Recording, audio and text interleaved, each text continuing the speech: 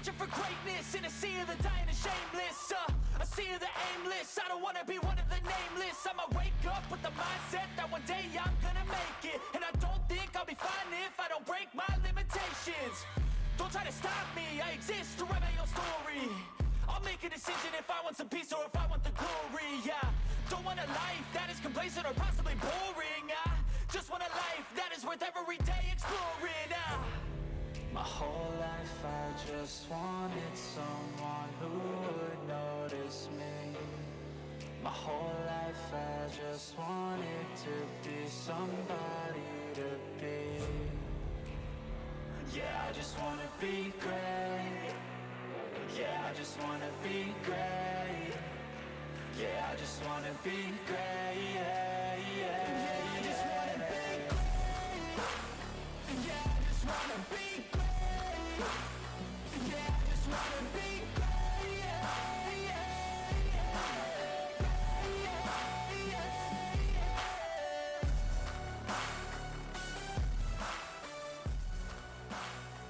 Yeah, Atlanta Motor Speedway, we welcome you in on a Sunday evening, Grand National night, if you will, on the Captain Esports Network, as we virtually welcome you to Hampton, Georgia, about 30 minutes or so south of Atlanta, about an hour in 25 minutes or so, I would say, maybe an hour 30, depending on traffic, south and west of my location, of where I'm at right now.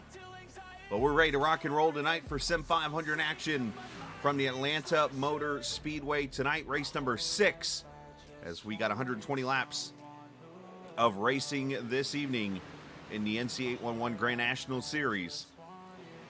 120 laps is the iRacing default weather, as per usual. I'm the captain. We welcome you in, and of course, for those before you even ask the question, yes, this is the new edition of Atlanta Motor Speedway. As I had been talking about in the schedule the last few weeks, they were going to run the old edition tonight. However, an executive decision was made, and they decided to move this race, like last season's race, to the new track tonight. So that's where we're at with this, and we expect some great racing here, just like we did last season here at this track for 120 laps tonight here at Atlanta. A lot of things to talk about, of course. We check out the race information tonight. 120 laps, 180 miles. Now, you'll notice the old school Atlanta written there. You can just cross that off the list. 100% fuel, 3 sets of tires, and a reminder that the 2022 race actually went caution-free. Now, I think that was the old Atlanta 2022 race, so I have to go back and look at that again. But again, these stats in this chart was put together before the change happened today. So, unfortunately, I wasn't able to make the edits. But it is 120 laps tonight, 100% fuel, 3 sets of tires. Previous winners: Daniel Falkingham's won the last 2 seasons. Trey Eidson, Byron Daly, Mike Kelly, your 5 previous winners at Atlanta. Of course, most of those were at the old track.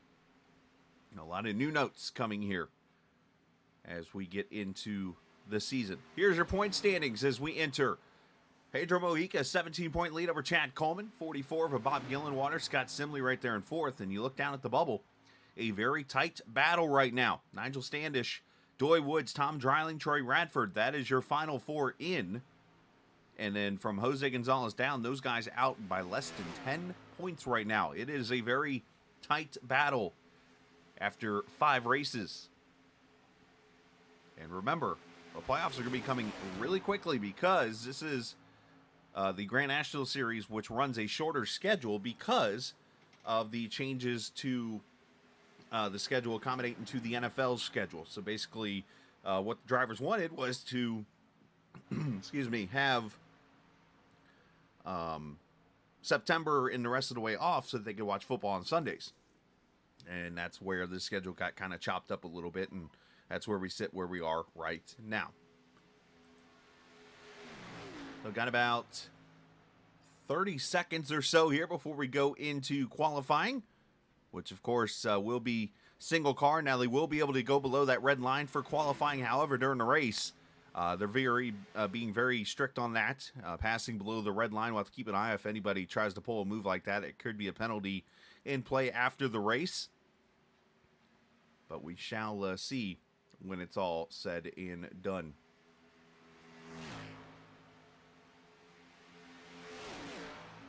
Just looking over some of the stats is, I tell you what, we got a lot of things to look to tonight.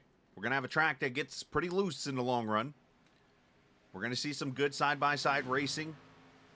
I think you're going to see a lot of, obviously, bump drafting and that kind of thing. And, unfortunately, might see the big wreck. Going to see some pit stops and the aggression. That's going to be the million-dollar question here, because we do got some drivers out here that will be very aggressive.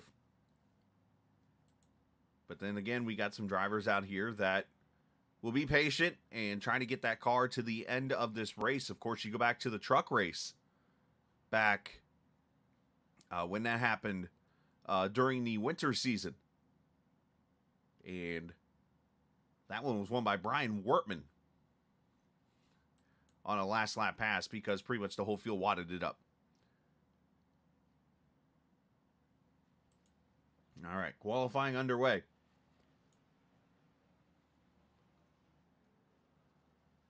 And what we're going to do is I'm going to go find the driver who I think it's almost common sense to say he is going to be the one that wins the pole, or at least is going to be close to it. And that's this guy here in the 40 or in the 19 car, Tyler Dalton. Tyler, for some reason on these super speedways, knows what he needs to do. He was actually out here running practice laps for qualifying, and I actually made the joke to him. I said, dude, do you really need to be running qualifying laps out here? You know what you're doing.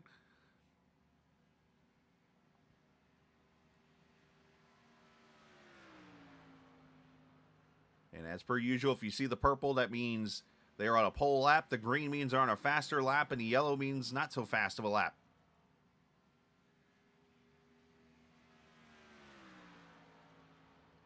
Down the back straightaway into turn 3, and you see him move up to the top here. This is for him to carry as much speed as he can off turn 4 to run this Q lap. As you see, Campbell gets up there with a 32.80, Branch an 81. Again, this is pretty much throwaway laps for those who want to run the top. Fuller with a 39. That might have been actually a regular lap. We'll have to see here.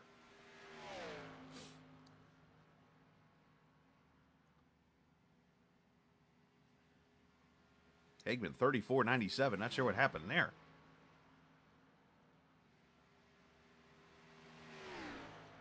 All right, so all these second laps should be quicker. Let's see. Campbell with a 20. Dalton down to the apron, allowed to do that. And he goes purple at the line. And to the top with a 32.15. Can Trey Eidson get him? He goes to second with a 16. Chad Coleman just going out for his run. Again, they get 2 laps. Higman gets up there and qualifies. Let's check out Bob Gillenwater here.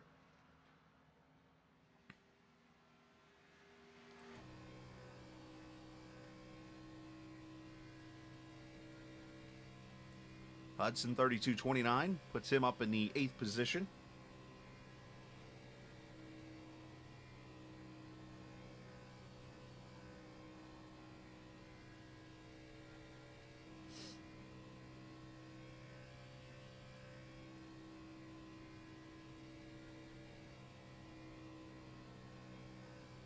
Gillenwater P4 32.19. Good lap on his part.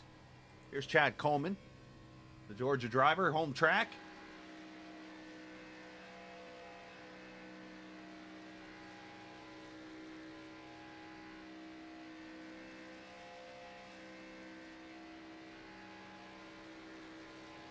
Coleman 32.99 that first lap.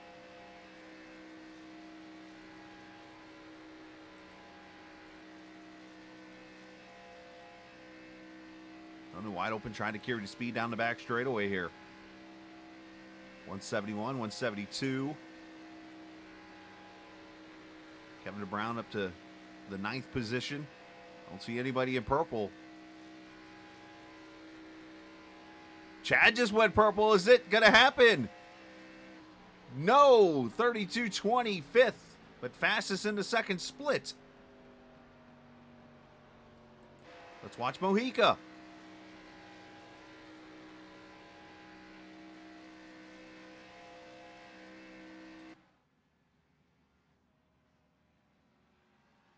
He goes to 9:32.22. Dreiling to 7th. Who else is out there on a lap right now? Mike Kelly. He's pretty good at this here super speedway thing.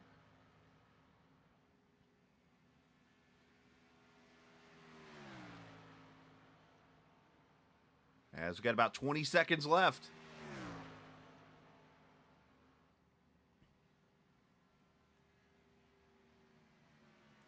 Doy jumps to 10th. Kelly is 7th with another 20.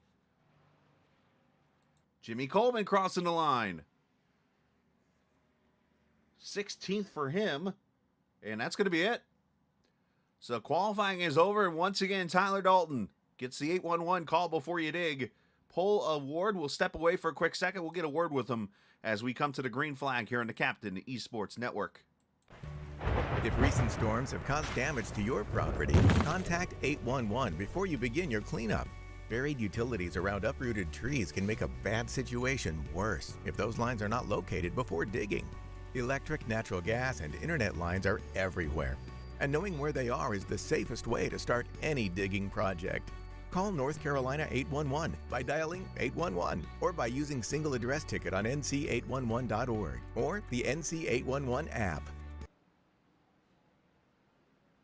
All right, back we are here at the Atlanta Motor Speedway virtually on iRacing. Appreciated by joining us here on the Captain Esports Network. As we get ready for 120 laps of racing, let's jump down here and talk to our pole sitter tonight. Mr. Super Speedway qualifying connoisseur, if you will, or whatever that proper term is. I don't know English. Anyways, Tyler Dalton, congratulations once again on the pole. I know you and I joked a little bit there beforehand. You went out there and ran a couple practice laps because you just never know, but you were able to get it by about 100th. Yeah, a little bit closer I was hoping for there. Didn't have the greatest 1 and 2, but made up for it in 3 and 4, and was able to just nip Trey. I know I seem to ask you this question every single time, but what do we got to do to put this in the victory lane? Roll the dice, hope they come out good at this track. That sounds about so accurate right there. All right, man. Nice job. Congratulations. Go and enjoy your NC811 pole award. Thank you. Absolutely, buddy. That is Tyler Dalton, the pole sitter tonight here at the Atlanta Motor Speedway. The new edition, for those who were hoping to see the old edition. Again, there was a little change that was made before the session went up that swapped it over to the new Atlanta Motor Speedway. So either way, we're going to have some fun racing here tonight. You see your starting lineup rolling across the top of your screen. Trey Eidson going to be on the outside there of row number 2, or row number 1, I should say. How about that run for Bobby Wetzel? He'll start there in 3rd next to Bob Gillenwater.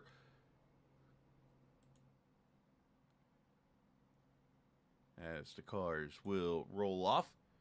Chad Coleman starting there in 5th position. Next to him is going to be Glenn Campbell. Row number 4, there's Mike Kelly and Tom Dreiling. The iRacers Lounge. That's a cool looking paint scheme, actually.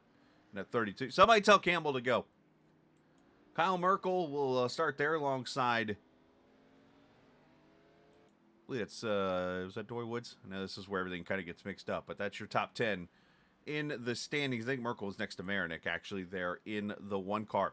But again, Tyler Dalton, congratulations on the No It's Below 811 Before You Dig pole award. And always a reminder to call 811 anytime you have to dig. Not only is it the law, but it is also a very smart decision. You never know what's below ground. So make sure you call 811 before you dig.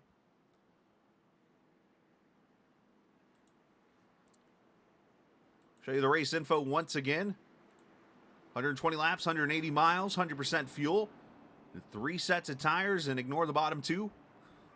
I think the 2022 race was on the old surface, and the old school Atlanta is not happening. So just ignore those. But 120 laps, that's the main thing you need to know this evening. As the cars come off of turn 4. Hayes car pulls off. Tyler Dalton, Trey Eidson, who's won a race here before at the Atlanta Motor Speedway, and that was on the old surface. Bring them to the green, I should say, here at Atlanta. The new surface as we go racing. Sunday night, Grand National Series.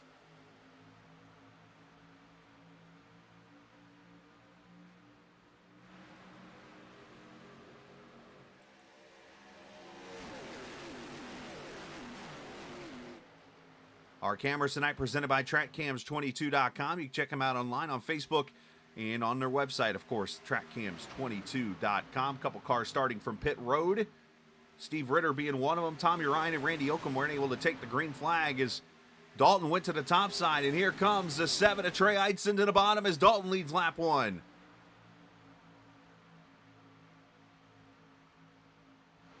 And great news, we've already went farther than the actual Grand National race did before its first yellow.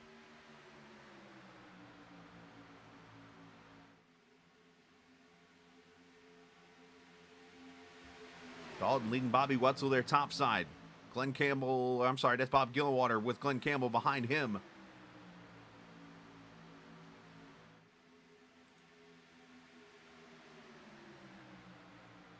Eidson down there in the bottom's got Chad Coleman with him. The two of Mike Kelly down in inside lane.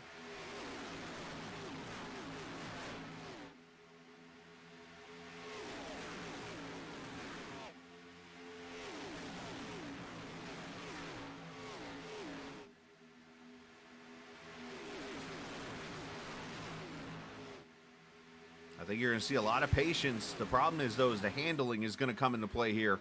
And I think that's where we got to be very careful because the car could get loose all of a sudden, especially about center of the corner off.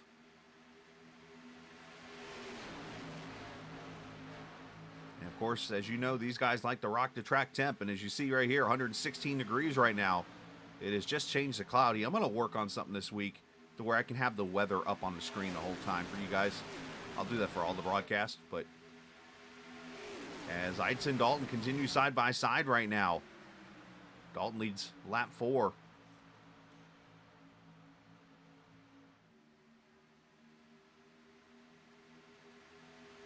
Tires getting up to temp.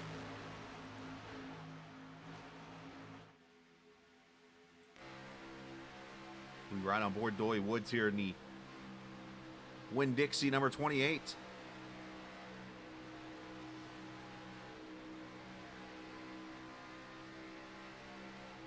Now, one thing I will share, if you watch the racing this weekend very closely, you will notice that the Speedway actually repainted the lines on the front straightaway.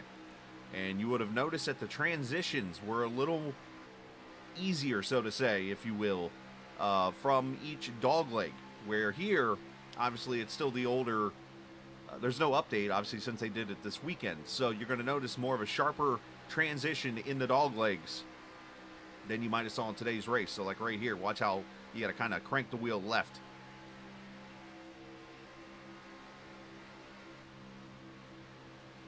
So that could play a role also in this afternoon's race. Justin Fuller back there in the 51 car.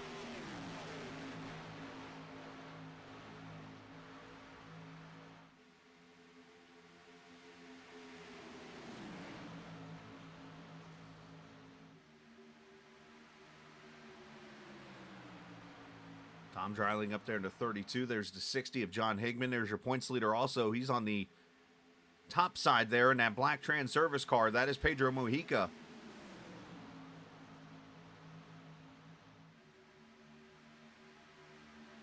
Mojica, a previous Super Speedway Series champion here in Sim500, but the luck lately has not been so good on these kind of tracks.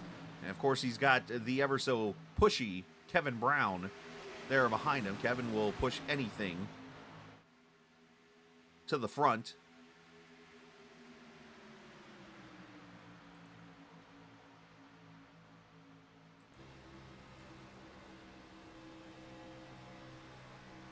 Ryan Kevin, you see the RPMs is consistent as you're pretty much wide open for the most part here. You'll probably start getting some lift here in the next 4 or 5 laps as the handling and these tires start to wear out a little bit.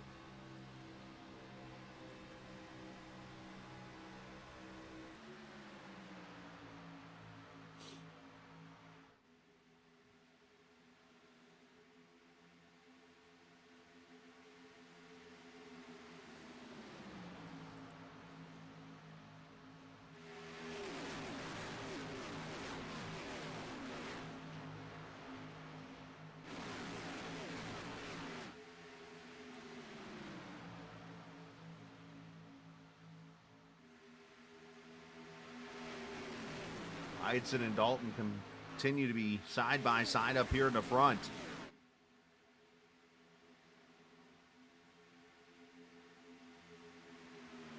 Starting to see a little overcast coming in.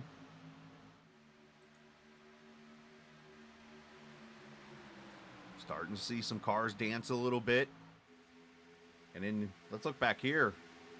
And we got the guys who are just hanging out, waiting for things to happen. Scott Simley, Trey Radford back here. Ron Holyfield, Kevin Stone, Casey Duncan, Doug Sigmund, Joe Hudson, Gerald Livingston. Did I mention Brian Wortman? If not, yep, there's Brian. Hanging out where I like to hang out. Myself. Steve Ritter, he's about to go a lap down, unfortunately. Is going to have to make a decision real quick here. Because they have got a pack of hounds coming your way, Mr. Ritter. As finally Trey Eitzen clears to the lead.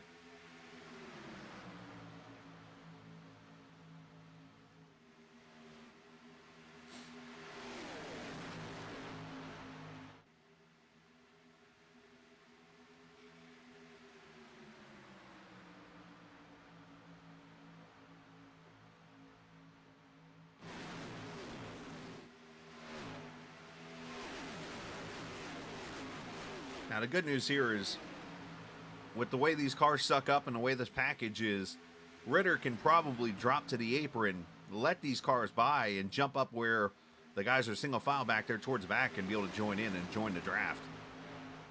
Just unfortunately started on pit road, and he's hoping for something to happen here real quickly, but the one thing you don't want to do is be the reason something happened here.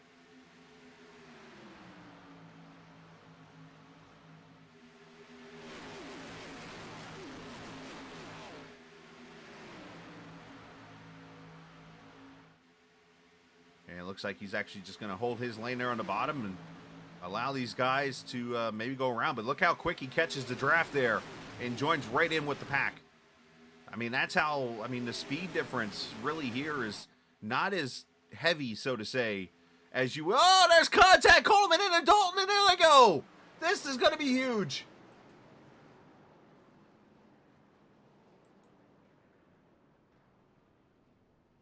Junkyard, turn one.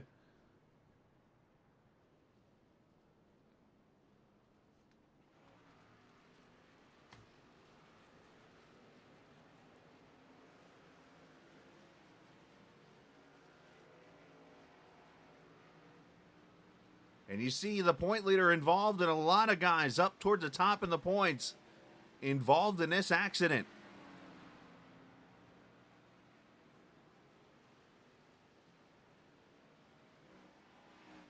And I'm pretty sure if I turn on the audio right now, which I'm going to mute the Discord part. Let me turn the race audio on here. I'm probably going to hear some things that I'm thankful I turned the audio off for.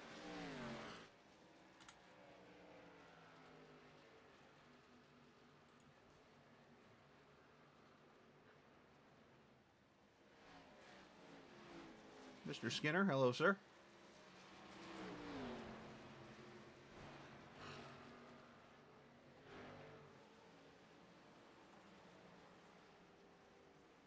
All right, let's, I think I found where it's going to start here. But right now we got pit stops happening. So let's jump up here and track this. And I'll get you a replay of what just took place. The big one, lap 15.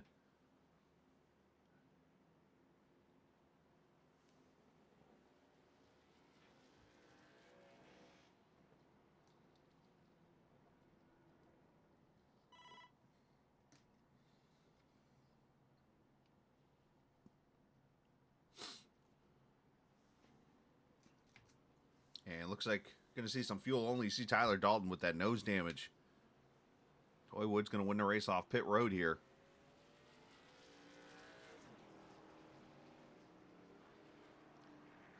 All right, so let's slow this thing down. So obviously, you had the lap car of Ritter that's down there at the bottom. He has pretty much got the momentum now in this pack. Coleman is trying to help his teammate there, Eitzen. And this is where we just talked about the transition of the dog leg here. And as I said today, the lines were painted different in the race, if you noticed. And the transitions were a lot smoother coming into this dog leg. And unfortunately for Coleman, it's one of those things, you're going so fast, if you make If you miss this corner by an inch, you're going to slide up. And unfortunately for Coleman, this 3 wide put him in a precarious position as he hits Dalton. And you are going to see Kelly get in there. I mean, you're going to see a ton of people. Gillenwater, Campbell. I think the 10 might be the first one that gets through with no damage. Doy Woods gets through. There's the 1 getting collected. There's the... Oh, there's a T-bone steak. The 84, the 60, the 88 of Jason Branch. I mean, there's at least... There's Mojica getting into it. The 54 gets damage.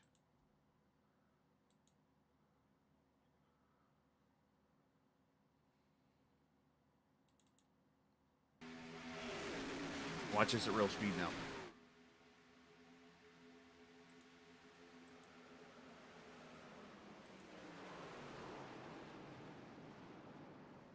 Fuller made it through there.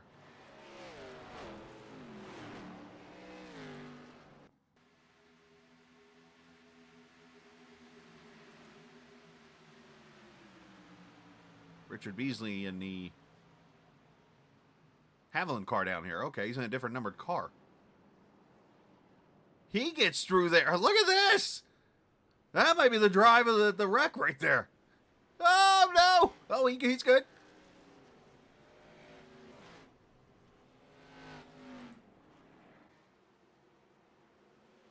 Here we go. Back to the green flag. Right on cue. Eric Arnold, Doy Woods. This race has been shaken up. And out of all the cars involved in that wreck, the only one off the track right now is Jeff Ryan. Everybody else still on track.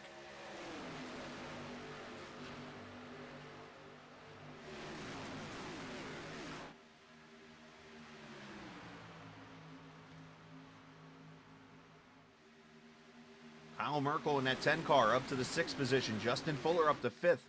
Kevin DeBrown, he's up here now. Joey Jatina in 7th.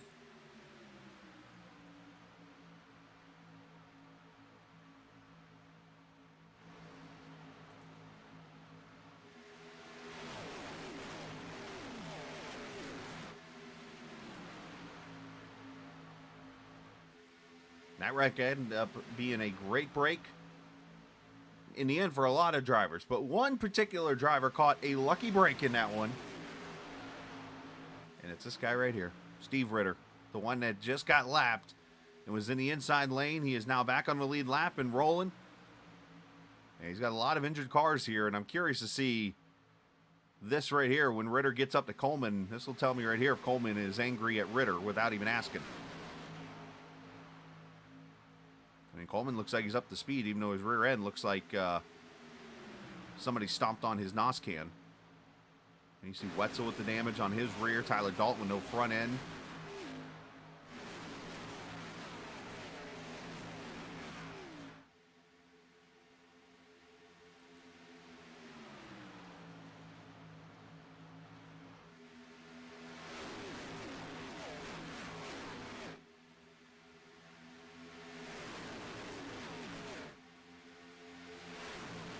Now, the problem you have to look out for is these cars that do have damage on them is if you're somebody like Brian Wortman back here in the back or Gerald Livingston, somebody hanging out, you got to be very careful of who you stay behind and who you kind of ride with, because if that car is damaged, you're not going to go anywhere. You're going to actually fall back. So you got to try to get around those cars that have heavy damage, but it looks like right now everybody's able to maintain speed in the draft, so you can just kind of carry on with what you're doing there.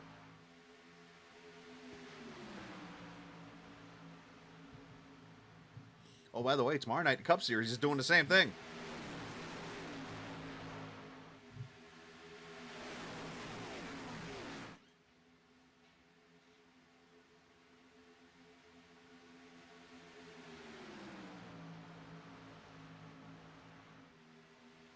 $15 topside, 4th row. That's Joe Hudson.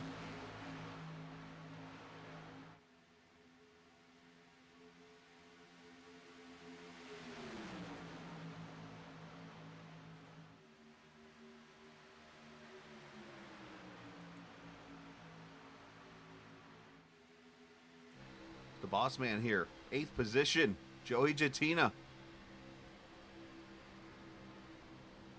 As Jeff Ryan returns to the track now, unfortunately for him, he's 6 laps down.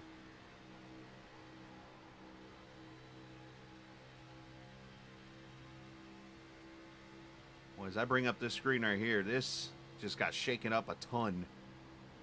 Look at the guys that were... Oh, caution's back out. Trouble for Tom Dreiling. And he is in the inside wall over here on the back straightaway. And caution out for the second time.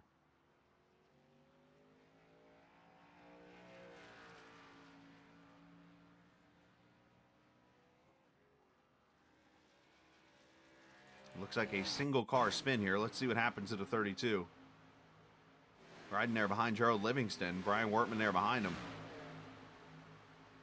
Oh, he tags the outside wall and heads for it.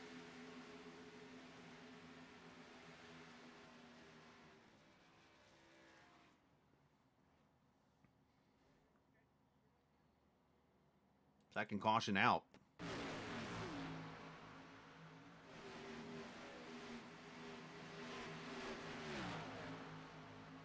Yeah, I think he was following Gerald Livingston and saw Livingston push up and almost get the wall, and he followed him right to it.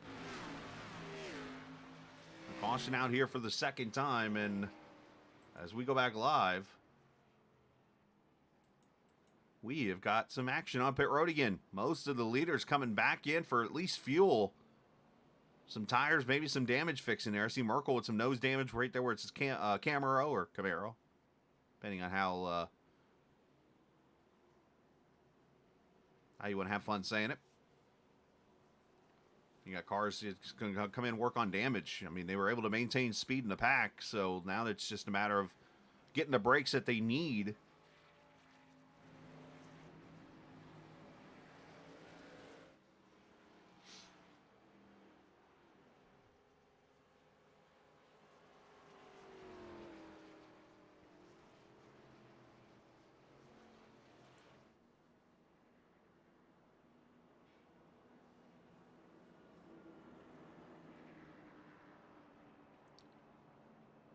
So I showed this a little bit ago, and let's put it back up here, the point standings.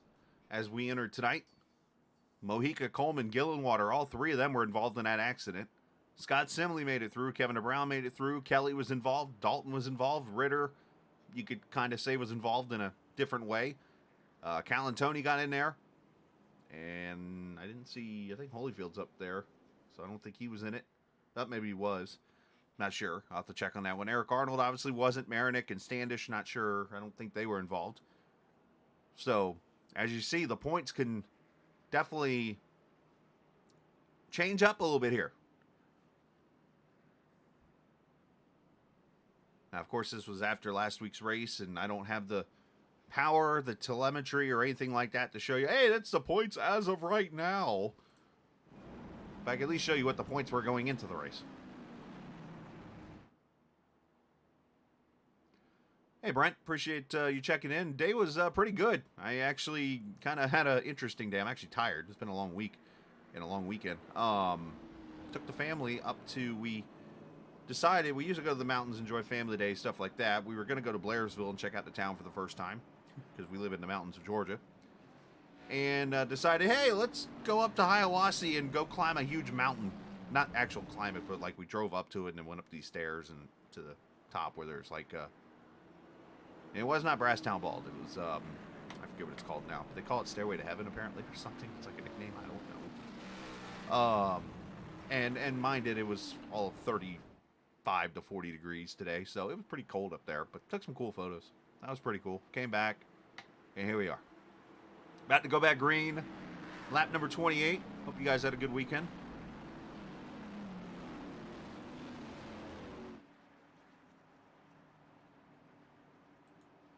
All right, so Trey Eidson, Wood's going to lead him to the green. Kevin DeBrown, Bob Gillenwater, who's actually 4th. So what I said about him in damage, you could kind of scratch that. And you do see the damage around his nose there. You can see his hood is kind of crinkled up as we go back green. And right away, a couple of the cars of the team name brand go single file inside line here and leave Bob hanging.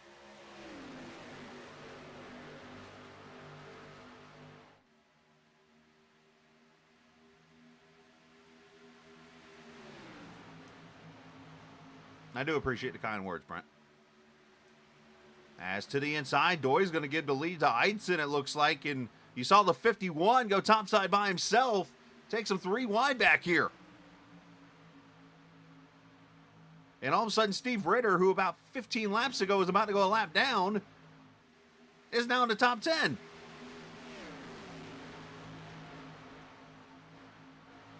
It's the way the cookie crumbles out here. Is Kevin DeBrown. Gets racy up front.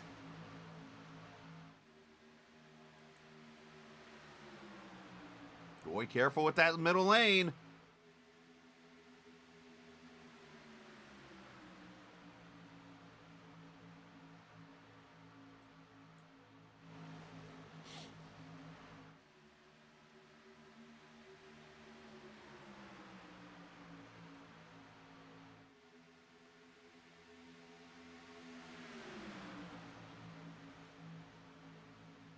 Mike Kelly, Stefan Marinick down there on the bottom side.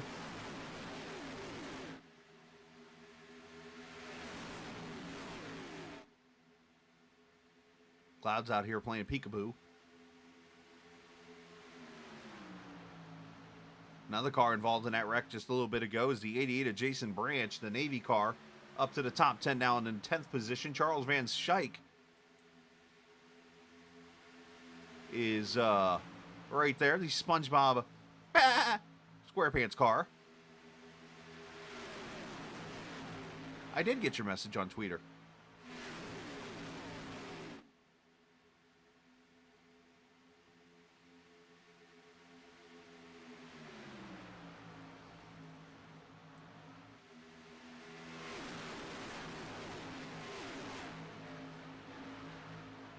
Oh, I think Fuller's had enough of the Norwood sliding up the track games. Here he comes up the middle.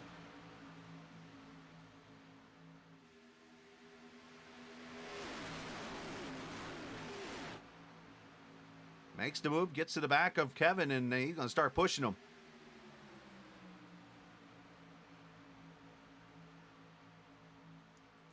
And just remember, tomorrow night, going to have more of the same here in the 811 Cup Series.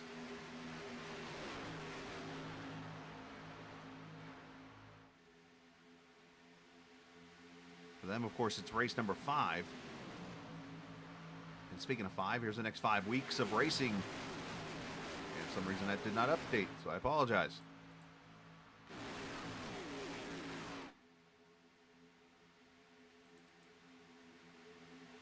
Next week, we're going to stay in the Southeast and go to Rockingham. We want to see some cool 1-mile racing from back in the day. Coming to Rockingham next week, we'll be there. Iowa the following week, then we'll take Easter weekend off. Bristol and Texas. Your next 5 weeks on the Captain Esports Network, home of the Grand National and Cup Series of Sim500.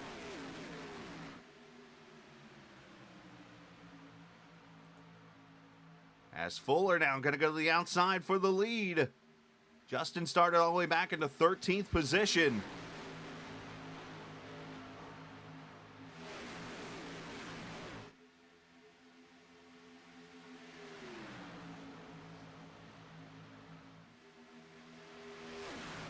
Oh, one car up in the wall outside lane. Is that back? That's that blue car. You can get to see who it was. I was trying to jump back to it. It looks like he's going to be okay. It wasn't similar. It was almost an all blue car. Not sure. Anyways, but it looks like we carry on.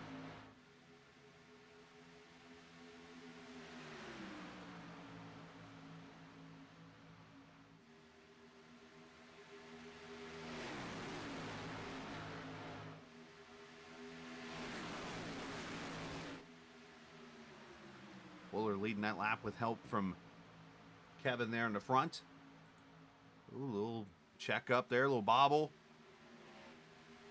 Again, this is the part where in the race where the tire wear comes into play and you start seeing cars get out of shape and stuff throughout this race. You see Tyler Dalton off the pace, wonder if his motor blew. Either that or he's getting out of the way of the crew, one of the two there. Unfortunately for the pole sitter, Seems like every time I ask him on a super speedway like this, it's, hey, what do you got to do to transition it to a win, and nothing good comes out. Maybe I should just stop asking him that question. Maybe that's smart of me to do. I don't know.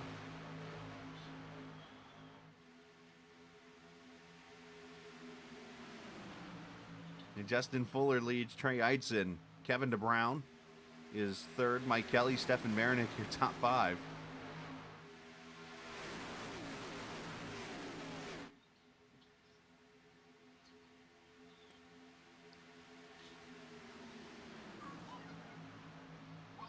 Charles Van Schaik there in the 23 car running in the 8th position there. Eric Arnold was looking pretty good up there as he made that pit stop there under that second caution. He runs in the 9th position. Bob Gillenwater trying to hold on to the top 10 as we were third distance already into this race.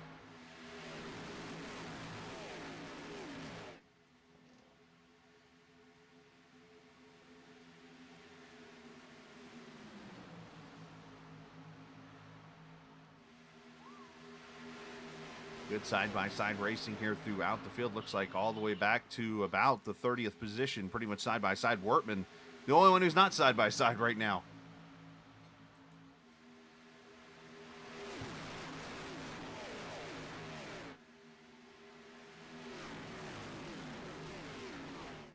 And a little bit of a checkup here. A couple cars out of shape. One going for the infield, unfortunately.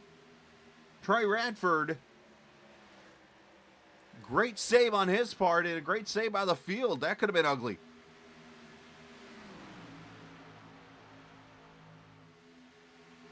Great call by Bob Gillenwater, by the way. You didn't hear it on the audio because he was yelling out, check it up, check it up, check it up. And everybody did a great job, unfortunately, for Radford. But, at least he's able to keep it out of the wall and keep himself out of trouble.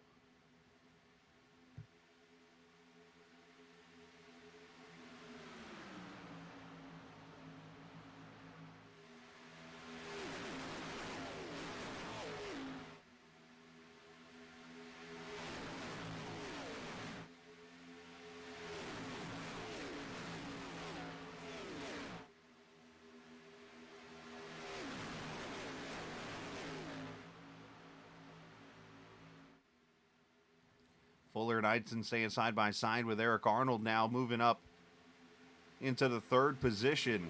Right there outside lane with help from Jason Branch.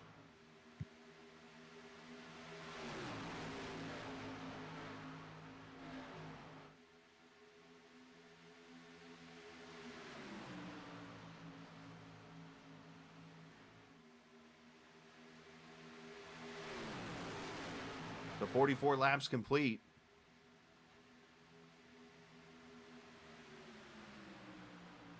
The different strategies really starting to come into play. With the 2 cautions so far, we had a little bit of the field and pit at lap number 16 when the first caution came out for the big wreck. And then we had a group of cars come to pit road at lap 26 with the second yellow. And you can go about 50 laps at least on a tank of fuel. The problem here is going to be here in the next couple laps when these cars really start to skate. As you see the sun now starting to come out in turn 4.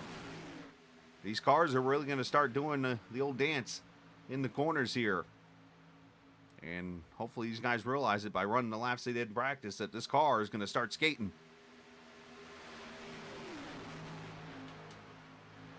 And when it does turn sideways, it's usually without warning.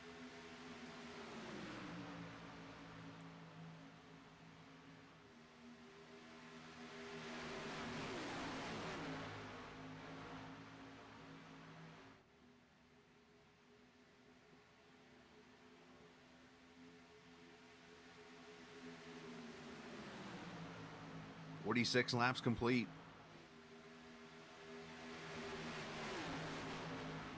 Appreciate the viewers watching tonight. If you're new to the channel, hit that subscribe button.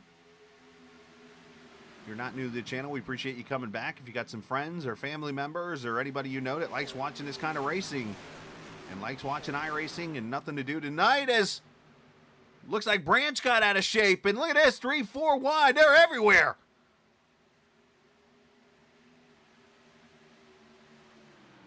The red line is supposed to be a penalty, but I think when you're avoiding a wreck, I think it's okay. Good grief. I mean, they scattered all over. I forget what county they're in there in Hampton. But anyways, you get my point. Oh, now they're out of shape again. Somebody else, Kevin Stone, in the 17 and others wrecking. Casey Duncan, Bobby Wetzel, who tags Kevin Stone. And I'll let you guess what I just heard in the audio. It was the word, sorry, I just got loose. Third caution is out. Not sure where it started.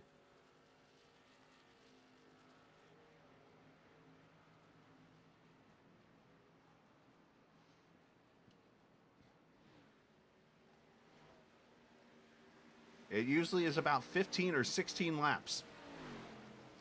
And this car gets loose. All right, here we go.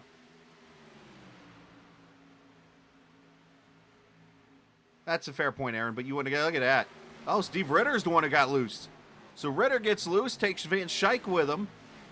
Joe Hudson, there goes Casey Duncan around. Looks like Wetzel got into him, maybe. Ron Holyfield with some damage. There's, Mojica with right side damage.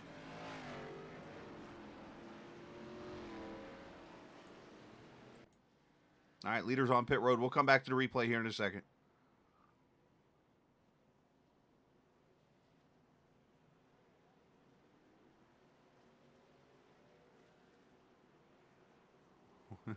Welcome to iRacing, Aaron.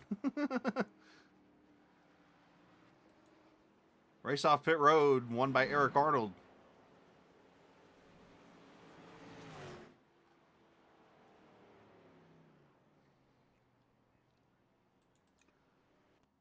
All right, let's watch this again. So, Steve Ritter, who's running right in front of the 15. As I mentioned, this is the track.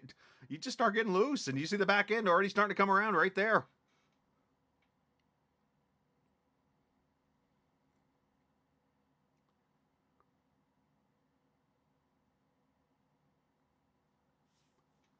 And, of course, the field just checked up from the issue on the front straightaway. Well, let's actually do this. Let's go back to the front straightaway deal.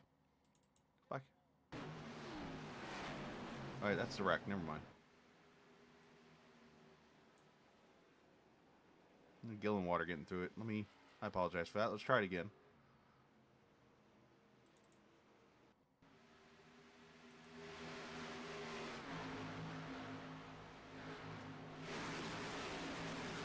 I just saw Cal and Tony get turned back there, it looked like. All right, so come off turn 4 here. And I heard Bob Gillenwater yell, check up, check up.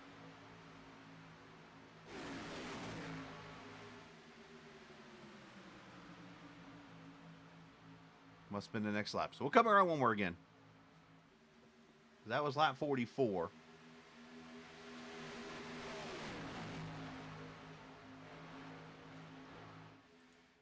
Let's see if we can find where he was yelling check up for.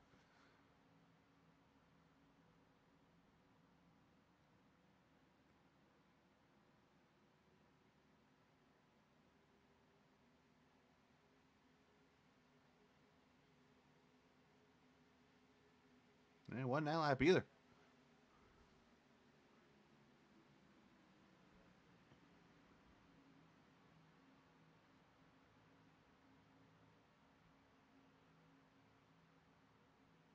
Let me get a green flag here in a second, so hopefully it happens here so I can show you the whole replay of everything.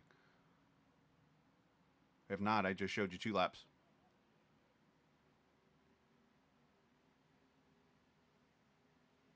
Yeah, nothing here either. All right, so I don't know what I'm doing. What else is new? All right, let's go back green here. Caution number 3 at lap number 48 as the green comes back out. Eric Arnold, Trey Eitz, and Mike Kelly. Justin Fuller, Richard Beasley, not in the number 10, running 5th.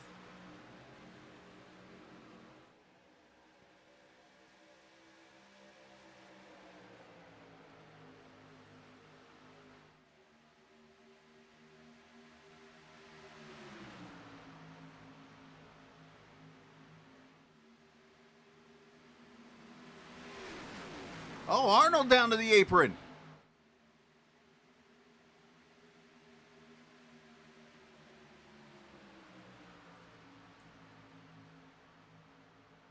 Eric Arnold took 2 tires. That, well, watch this one again.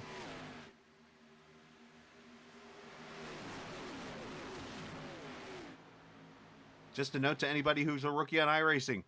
If you take 2 tires, the car gets loose. I don't... Oh, here we go, wrecking. Around goes the 11 of Ron Holyfield. I think he collected Gerald Livingston.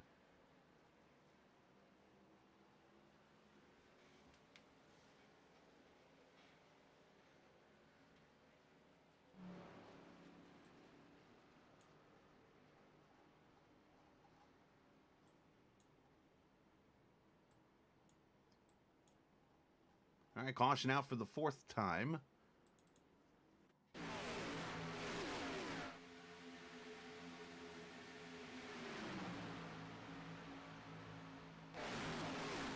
Oh, Holyfield got loose. Oh, look who he hits. Eric Arnold. Oh, from bad to worse. Oh, there's Arnold getting into Livingston. Never mind. So I stand corrected. But Arnold from bad to worse for the 31, unfortunately. All right, so I'm going to jump back here to the previous caution while we have a minute. Because I've kind of found it, but now I got to scroll back up to it.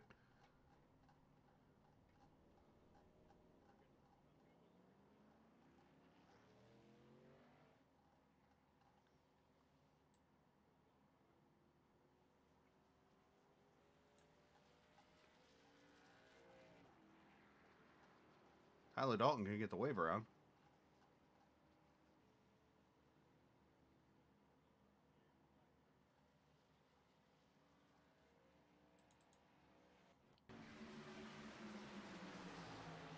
Right here, Jason Branch gets loose, and this causes everyone to scatter.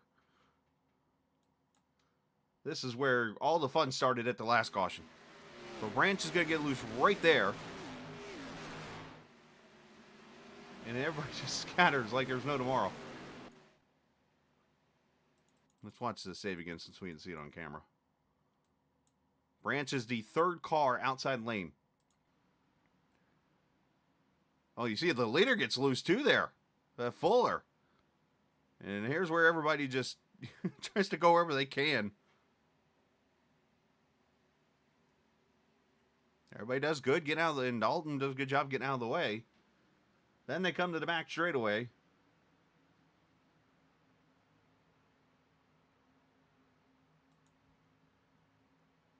And the field's pretty spread out now because of it. They go into 3 and 4, and Steve Ritter loses the back end right there. And it's right about 15 laps into a run. He gets clobbered by the 23. And then you see Donkin gets turned, it looks like, by the 9.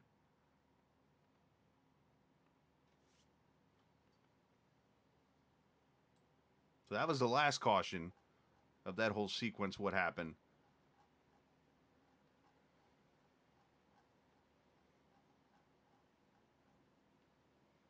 And unfortunately for Eric Arnold, his race just went bad to worse.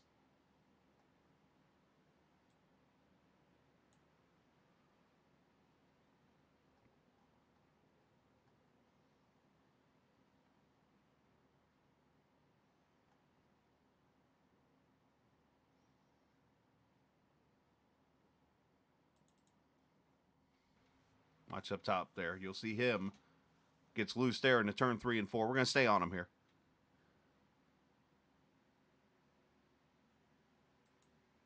You see him falling back there in the apron. Gets himself settled back in after getting loose.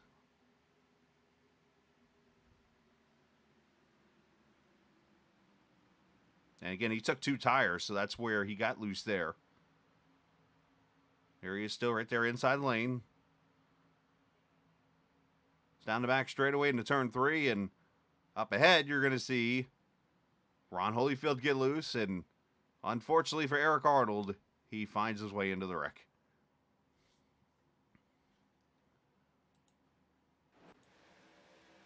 As green flag just came back out, by the way.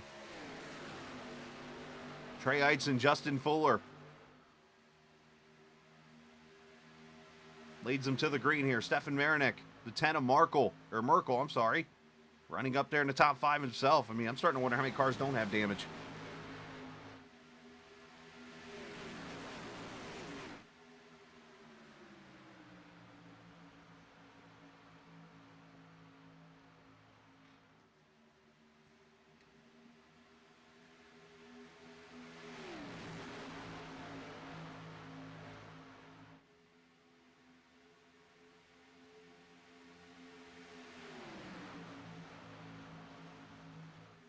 And Eitz in there with Fuller behind him. Then top side here, that's where Stefan Marinik getting a push from Mike Kelly, who's getting a push from Kevin DeBrown.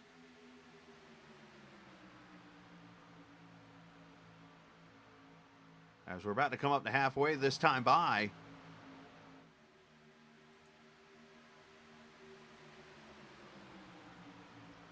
So that's one thing we'll keep track of here. Of course, a lot of the cars pitted at the previous caution, lap 49. We did have a couple of cars come in there at this caution.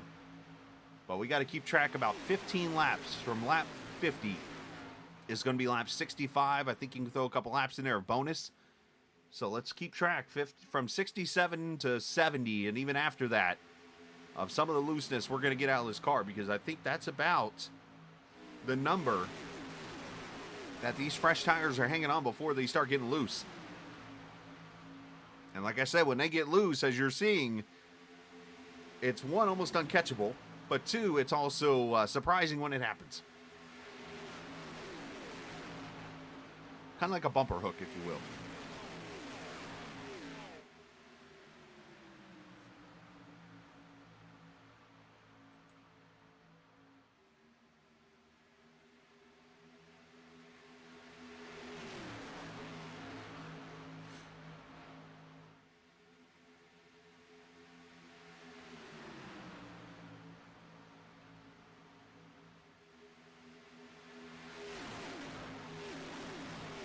You can see the pack getting smaller and smaller, unfortunately, with the wrecked vehicles. I mean, as I look at it right now,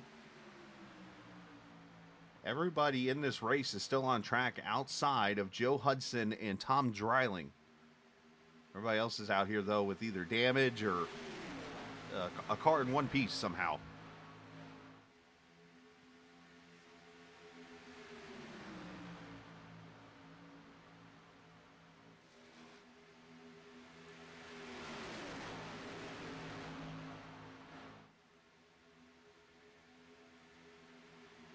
Check out the track temp now as we're just past halfway. We're up to 125 degrees, so the car just continues to get looser. Less grip.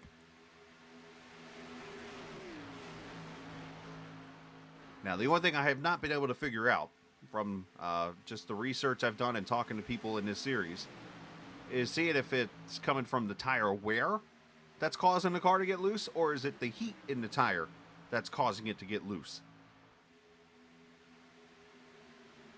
But it's definitely all on the right rear that's making the cause happen.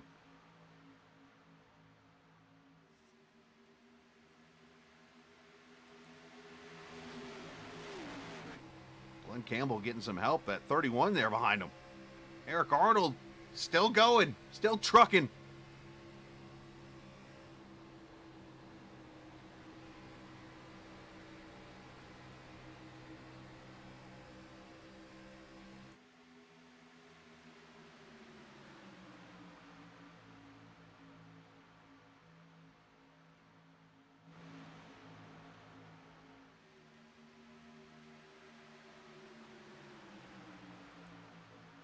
And look who just moved to 4th.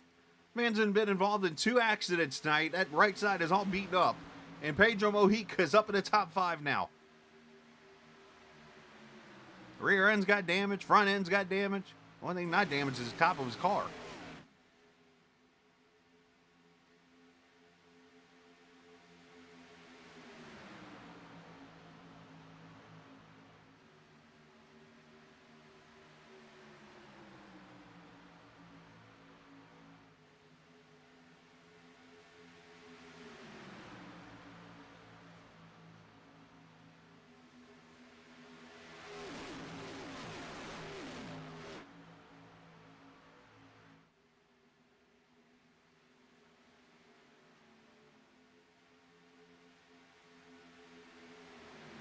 And a reminder, the Cup Series on track here tomorrow night.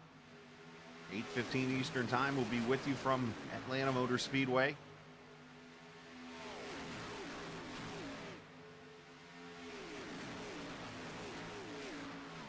Same type of racing.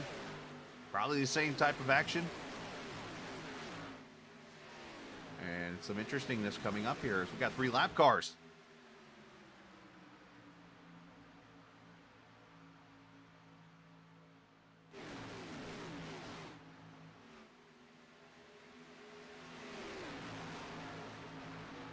They might have caught them at the perfect spot, the back straightaway here, if they can work their way through here.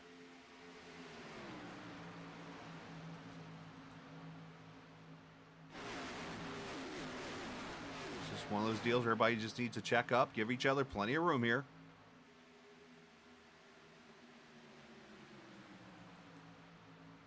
And it looks like everybody made it, so good news there.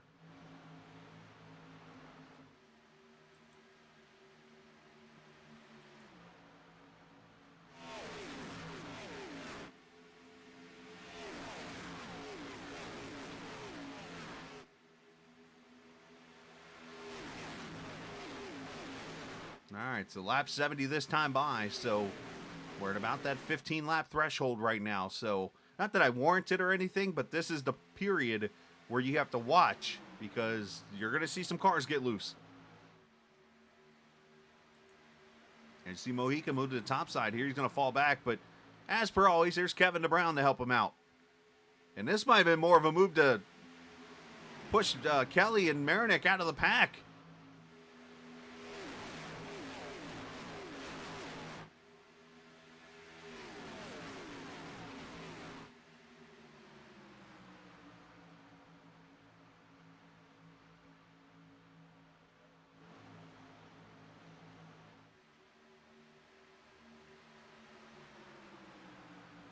Question is, how much speed does the 58 have in that car with the damage?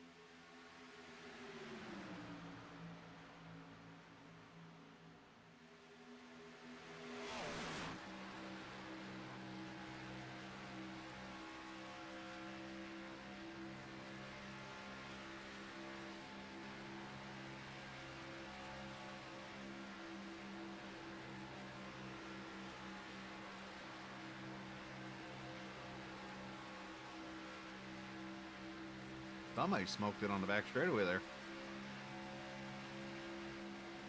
There's the D&D number 1, Dungeons and Dragons.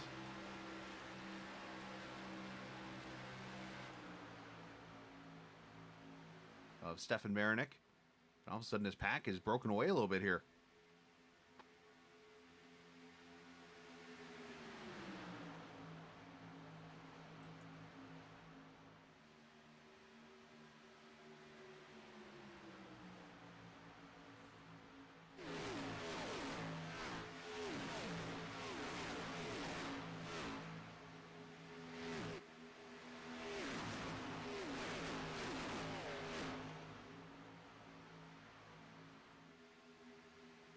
The window's open now for pit stops to go to the finish of this race.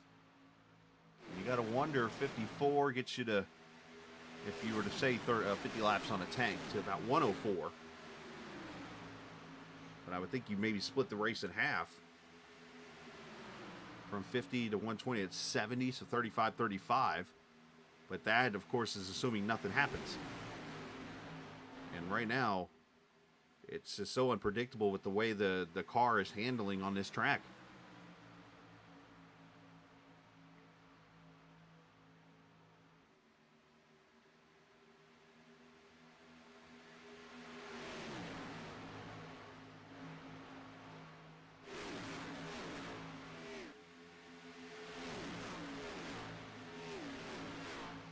.29 back there. Josh Parker, usually in the 81. I think Parker's running a... He's doing a Harvick number is what he's doing. As Fuller gets put 3 wide. I think he had to go catching it.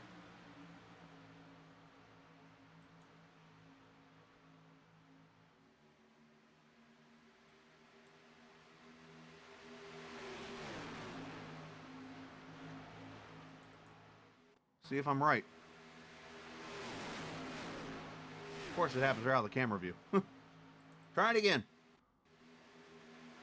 Why does it keep switching to that camera? When all else fails, you just do this. Oh, yeah, look at that car dance. He had to go catch that thing. There's just sometimes when you have the camera set on auto selection, it just picks the wrong one. It happens. Can't control what the iRacing settings do with that.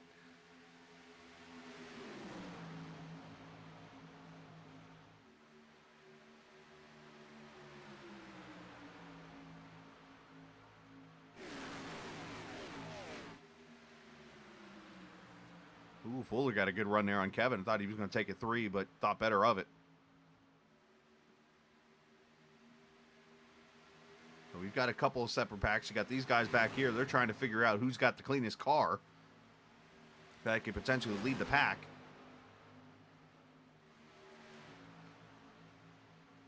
And back here, you got the end of the front pack of cars here. And I think a lot of these guys are just using patience now, knowing that, hey, this car is on the edge right now.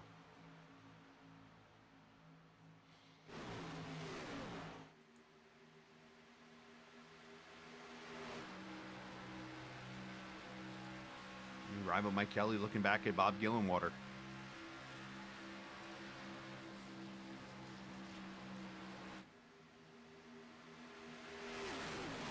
All right, I'm taking a chance here for a second. We're going to step away, just a quick break, and talk about the 811. Great people that take care of us. And let's do so right now and take a quick break. We'll come right back. Here's you're watching the Sim500 Grand National Series on the Captain Esports Network.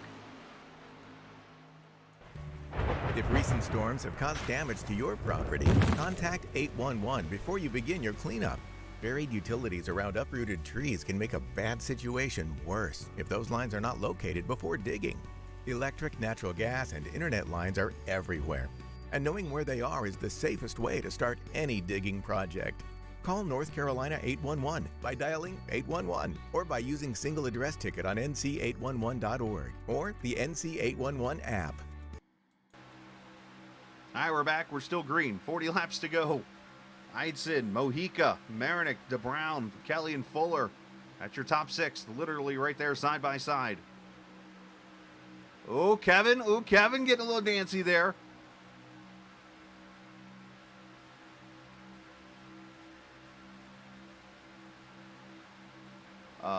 Just a reminder.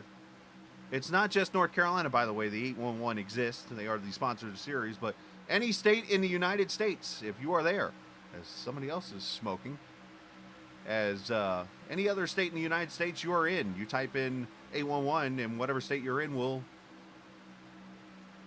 be able to talk to and stuff, because not only is it the law, but it's something smart to do before you go dig. Call 811.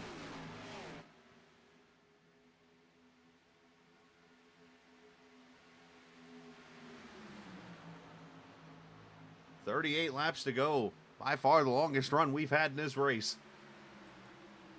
Been some good racing. Been some, obviously, interesting moves that have happened in interesting car situations. I wouldn't say it's necessarily bad driving. It's just things happening on the track.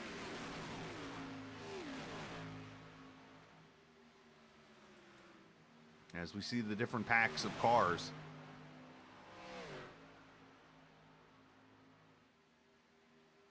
Unfortunately for these guys back here, they're about 12 seconds off the pace. Joey Jattina leading the line. And from what I'm seeing here, it looks like they are falling back from that lead pack of cars.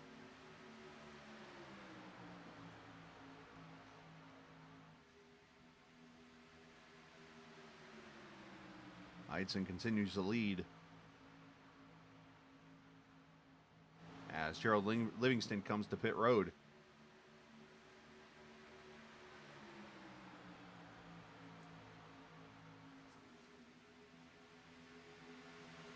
So we're getting to that point now. The window is open. The window's open that we could pit here. Those trying to go halfway as Mojica slides up.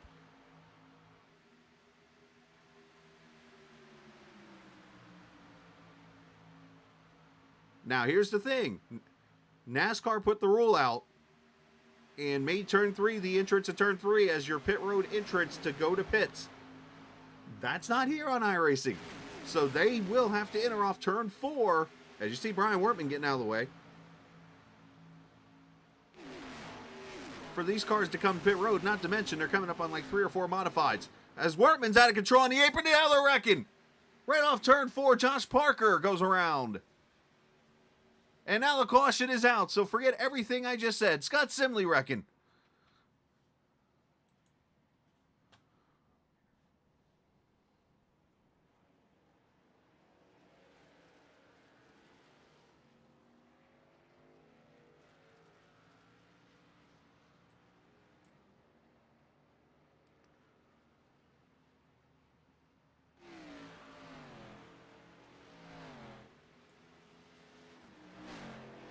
I'm trying to see where this wreck got started because there's a couple of wrecks it looks like involved here.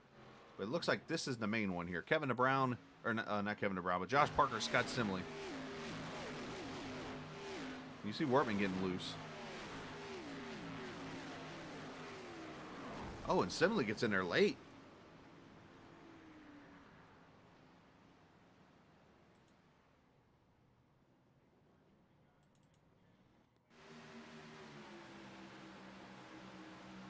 Oh, so Kevin gets loose.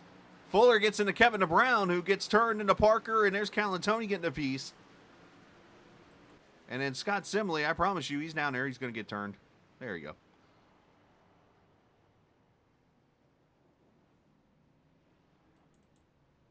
So I guess you can blame me for the caution.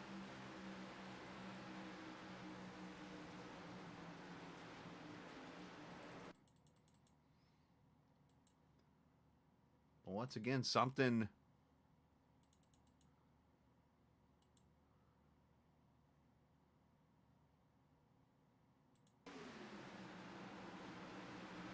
Kevin gets loose.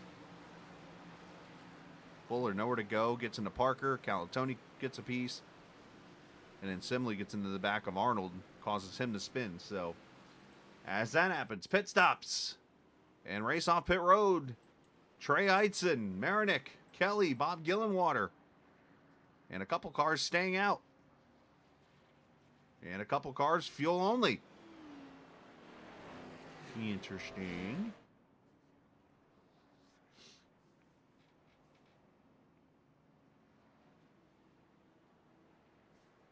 Pedro Mojica, one of the cars that went fuel only. He and Andrew Teft. Bobby Wetzel stays out.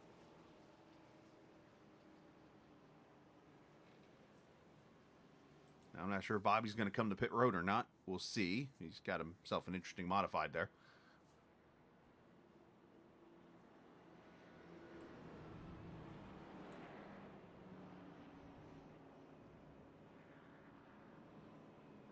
I believe Brian Wortman got the waiver on there as he went a lap down. And Wetzel is staying out.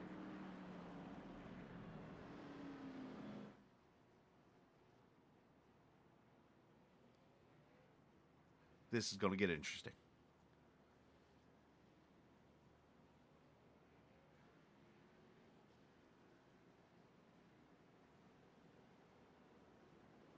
All right, so Andrew Teft went to pit road. Not sure if the pits were open when he did that. I'm assuming they were because he went back. He was on pit road the last time by. So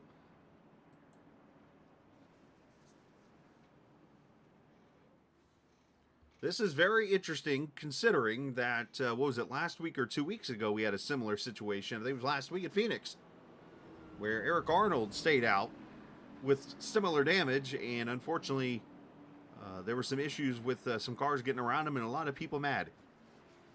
So this could be interesting how this restart goes here with 30 laps to go, because that thing is aerodynamically at a problem.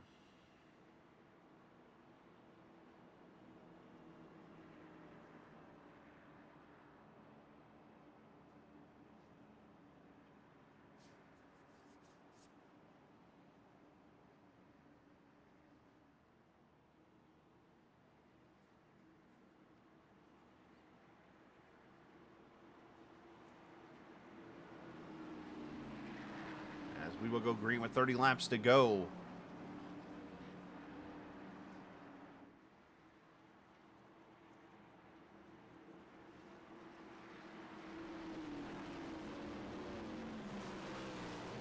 Curious to see how the fuel only goes for Mojica as Wetzel brings him up to speed.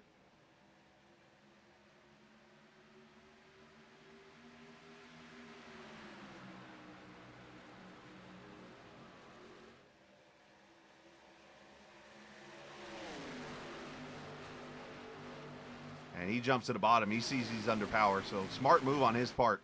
Credit to him as Eidson ends up the victim of that.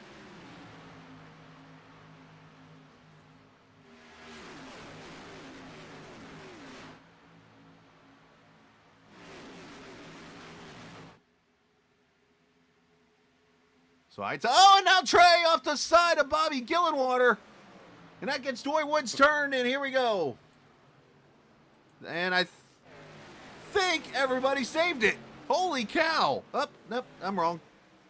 Caution's back out.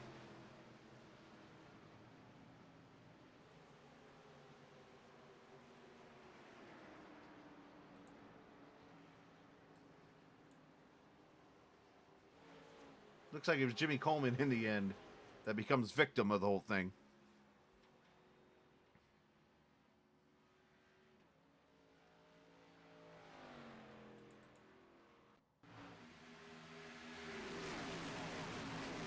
Coleman way back here is, you see the net code that happens between Eidson and Gillenwater right there. Bam. A couple cars get turned sideways here, and everybody's trying to save. Coleman locks it down. Yikes. Oh, and there's the hit by Ritter.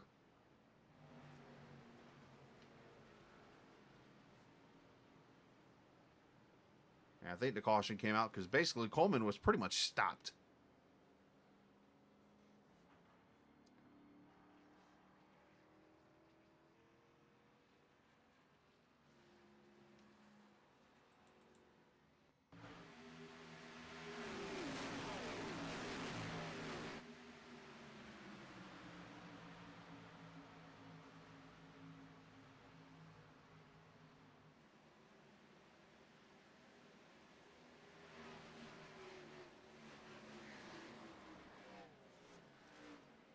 Unfortunate situation there, brings out the 6 cautions. So Atlanta Super Speedway Racing playing games as usual.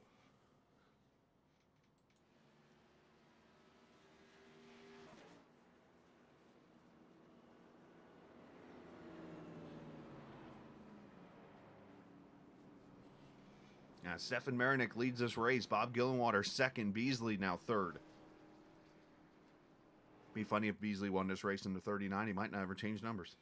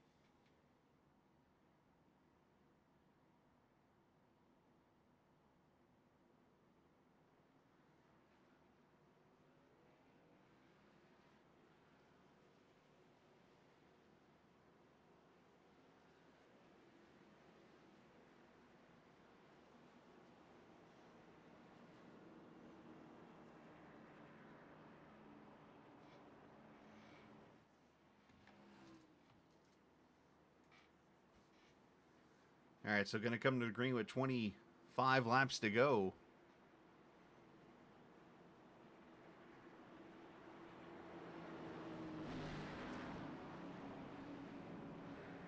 And somebody just asked in chat, anybody not have damage? The pace car. That's your answer. The pace car has no damage.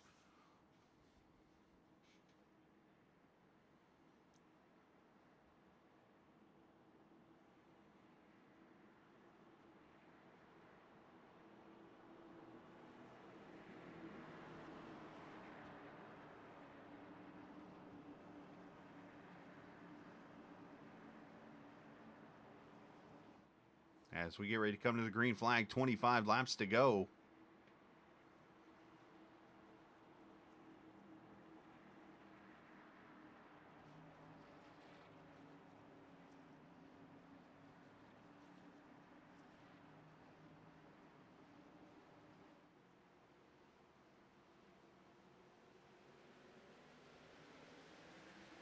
Arnick, Gillenwater, Beasley, Kelly, and Arnold lead him to the green.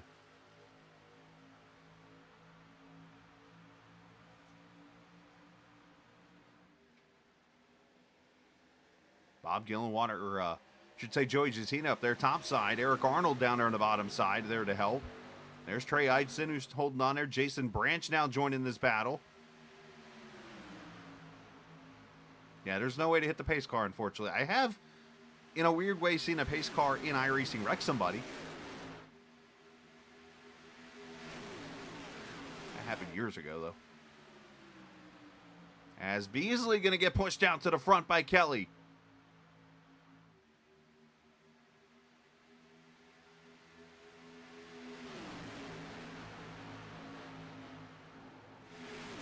Oh, one car out of shape back there. It's Wortman. I think we're going to carry green. Wortman's okay, it looks like. Keeps it going.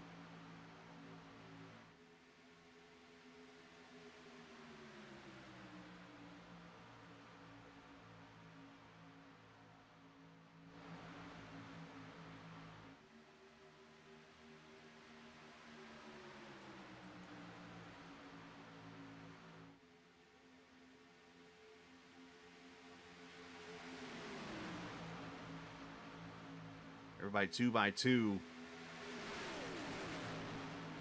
Again, we do it all again tomorrow night. 130 laps, I believe, will be the distance.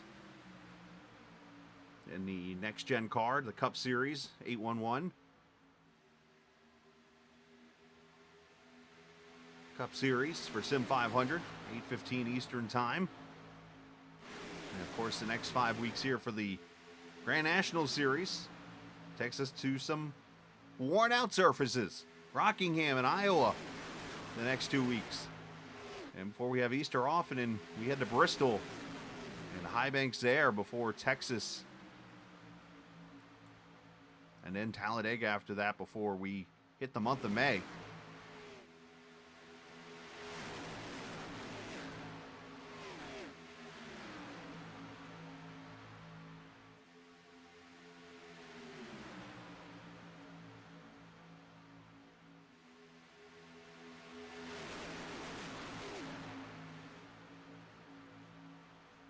As per usual, you get to a super speedway race, you start to get some names up here that normally you won't see. Just worked out their way and been able to avoid the carnage. Oh, hold on, Beasley. Got a little loose there. Good to see Jason Branch up here running. Good to see Jatina up here and Glenn Campbell, John Higman Jr., the Daytona 500K pole sitter.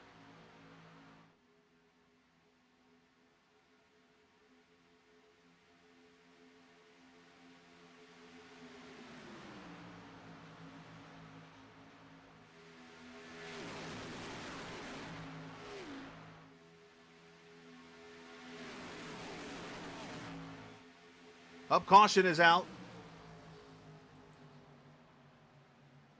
And I think it is for Andrew Teft. No, maybe not. He's still going. It might be Jeff Reinden. In the 3 car has brought the 7th caution out. I apologize to Andrew. See what happens here. I think Jeff maybe wanted to try to push Chad Coleman with a... Yeah, with a modified, it's not going to work. He and Coleman go around and bring out the caution. Steve Ritter involved too. Hey, for effort.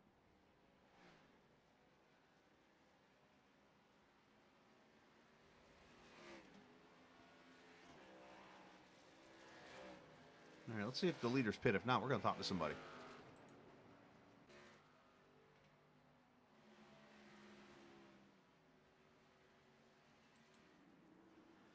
looks like nobody's coming to pit road here, so let's... It's hard to talk to people because of the shortened pace laps. But here we got a quick minute, so let's grab Stefan and bring him up here. You got a copy, buddy? Just out of curiosity. Yeah, I got what's you. the All red right, man, line let me rule? turn KC's audio off there in race chat. All right, man, well, you're leading this race right now. It's been a wild one, but you found your way up here. A little bit of damage on that Supra, but you've made the old D&D car look pretty solid there. What can we expect in these last 15 laps of this race? Yeah, I'm just I'm gonna try to block as much as I can here. Try to get a good restart and get out front. Make sure no one's side by side with me, and hopefully my teammate Mike will be up there to help me. But yeah, these guys are strong. Eric and Trey have both been pretty fast here, so I got my work cut out for me. What have you noticed about 15 laps or so into a run is about the time it's like the tires just flip a switch and all of a sudden it gets loose? Yeah, right around that 15 lap mark, I started getting really loose on entry. But it was kind of fun over the course of that long run. I'm kind of sad we didn't do it longer, but yeah, the tires feel good now, so we're just gonna go for it. Is there anything that you can do like prior to that 15 lap run to kind of prevent the looseness, maybe, or even delay it, if you will?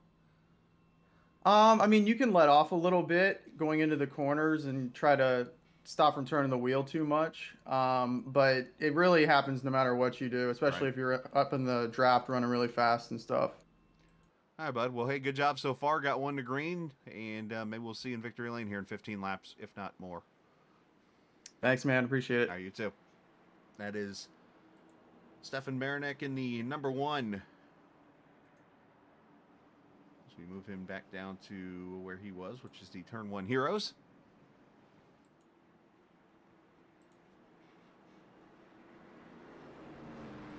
Yeah, with all the replays and stuff tonight, it's kind of hard to talk to people and stuff, but thankfully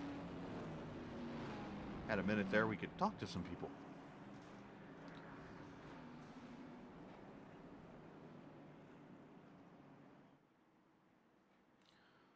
So I'm looking through the field here.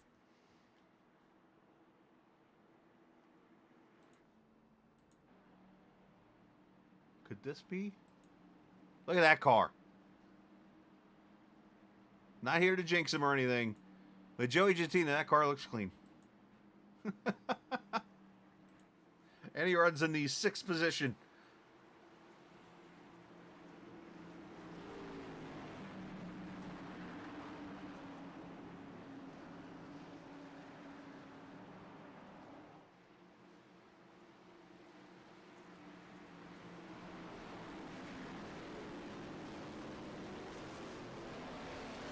As we come off turn 4, green flag back out. Marinek, Arnold, Eidson, Beasley, Kelly, your top 5.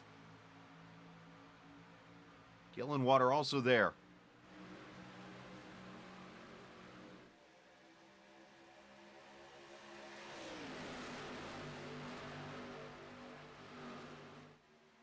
It's kind of turning into maybe an old school style finish here, and I mean that from a driver's standpoint. When you look at the top 2 in this field, when you look at some of the previous winners list that I've put out this season, Eidson and Marinek are up there on most of those lists. And here they are, 2023, back in the series, and a chance to win.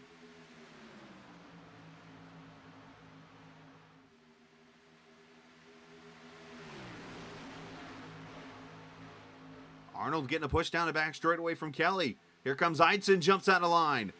Oh, the pushing's getting aggressive.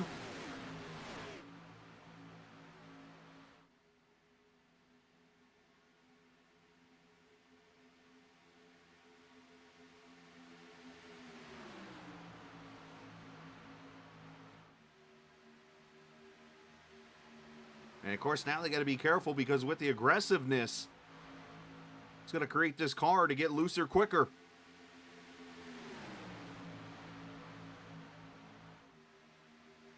And then, of course, with the pushing, one accidental bump and we got carnage.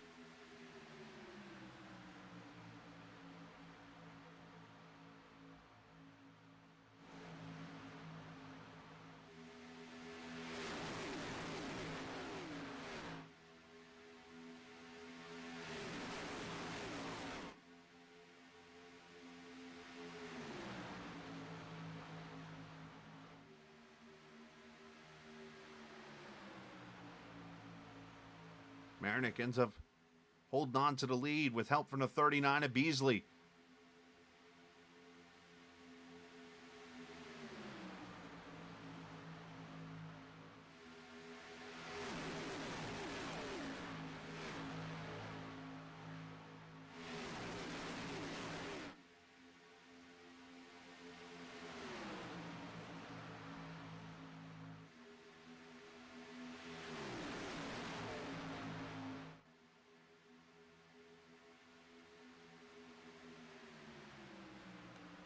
A reminder, of course, tonight the 811.org Grand National Series. Make sure you call 811 before you dig. Not only is it the law, but as we got some cars back here shuffling around. One got the outside wall. I think that was Simley, but everybody else kind of scattering. But always remember, for your safety, call 811 before you dig. Of course, tomorrow night, the Cup Series here at Atlanta. You're going to see more action like this.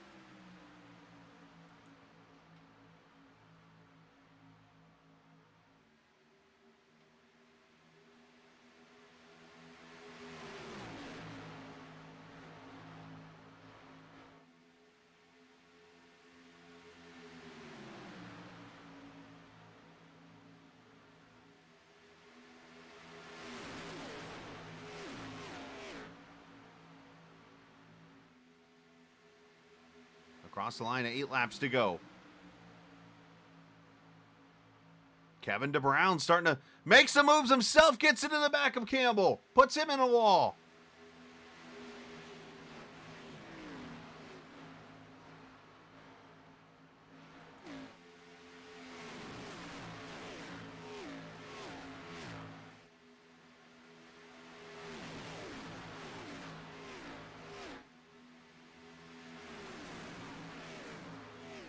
DeBrown being aggressive when it's time to count. 7 laps to go there. Campbell, unfortunately, with heavy nose damage now after that hit to the wall. Eidson trying to pull the side on Beasley to get a side draft up to the front.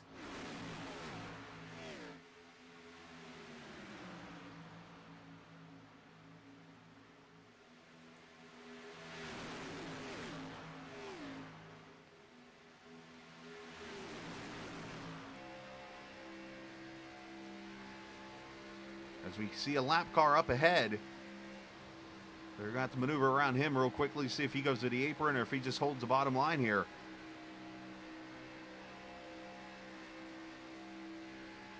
And it looks like he's going to dive off, so nice move on Charles Van Schaik there, jumping out of the way.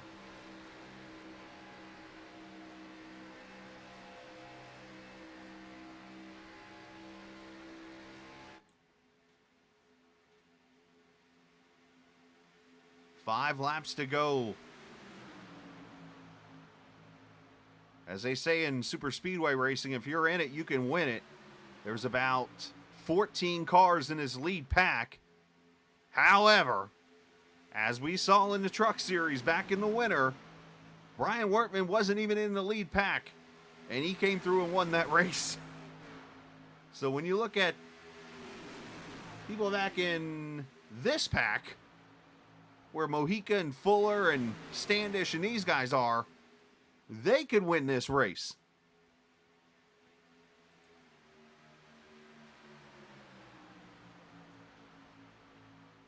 Got to be very timely with the pushes. Got to be careful with them.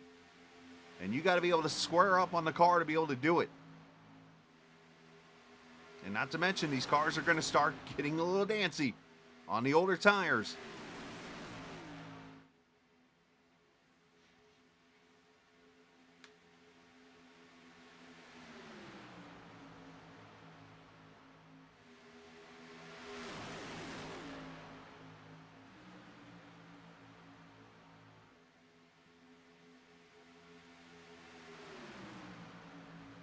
Arnold pushing the top side of Eidson. Kelly trying to give Beasley a push into the one of Marinick.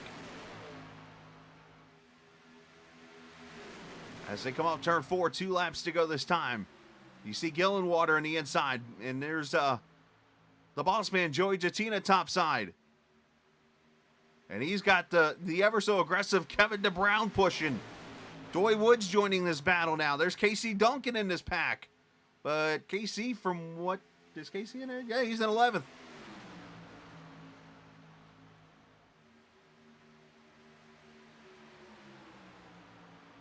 All right, here's where it all counts. They cannot go below that red line. It's contact. Eidson takes the white flag and shuffles.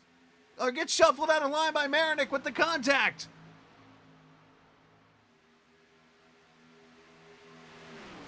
Great move by Eidson to actually stay up there. He could have easily come down, and there would have been carnage. Here comes Beasley to the top side. Beasley gets shuffled up. Stefan Marinick trying to hold Arnold off at the line, and he does it barely. Stefan Marinick returns to the Grand National Series and into victory lane.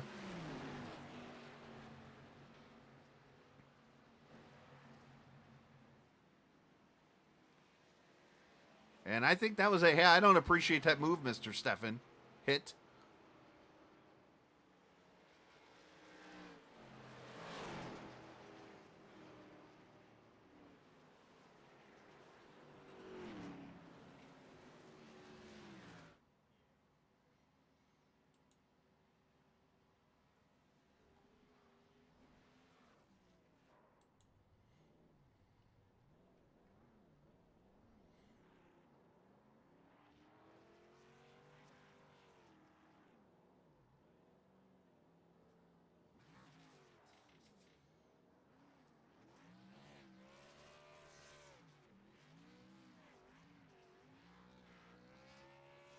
The first win of the season for the one.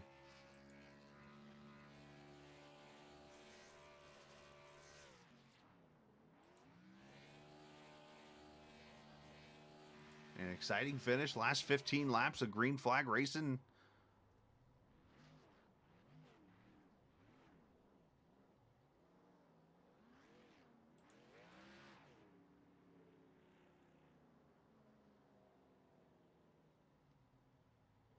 And Stefan has missed one race this season. Obviously getting his first win, third top 5, fourth top 10. As he will go to victory lane here tonight. And as per usual, we'll let the finishing order go across the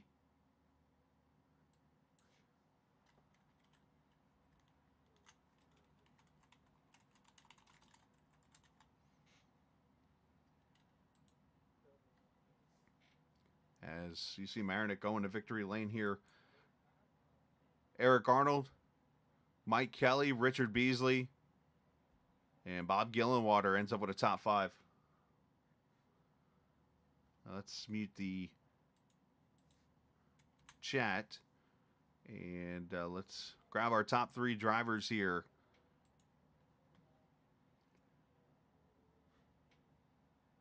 After an exciting finish.